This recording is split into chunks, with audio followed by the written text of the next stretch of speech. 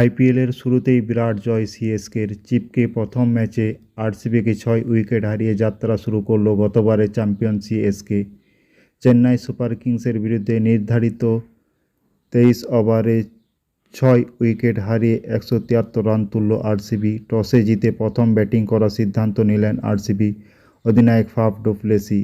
CSK এবার তাদের নতুন অধিনায়কের নেতৃত্বে খেলতে লাগলো। সিএসকে আন্তর্জাতিক টি-20 ক্রিকেটে 12,000 রান পূর্ণ করল। এই ম্যাচে লম্বা ইনিংস খেলতে পারল না বিরাট কোহলি। 21 রান করে আউট হলেন ফাফ ডু প্লেসি। আউট হলেন 35 রানে রজত পাটিদারদের এবং ম্যাক্সওয়েলের উভয়ে 0 রানে আউট হলেন। এরপর আরসিবি ব্যাটিংয়ের হাল ধরলেন গ্রিন ও অনুজ রানওয়েত। গ্রিন 18 রান আউট হলো, অনুজ 25 বলে রান করেন। শেষ দিকে দীনেশ কার্তিক 26 বলে 38 রান করেন। সিএসকের হয়ে 4 উইকেট নিলেন মুস্তাফিজুর রহমান। এই নিয়ে নিজেদের আইপিএলের 250তম স্কোয়াড খেলতে নামল চেন্নাই।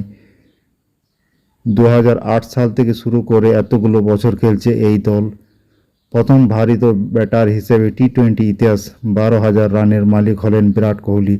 প্রাক্তন ভারত অধিনায়ক আইপিএলের প্রথম ম্যাচেই ব্যাট হাতে রেকর্ড করলেন।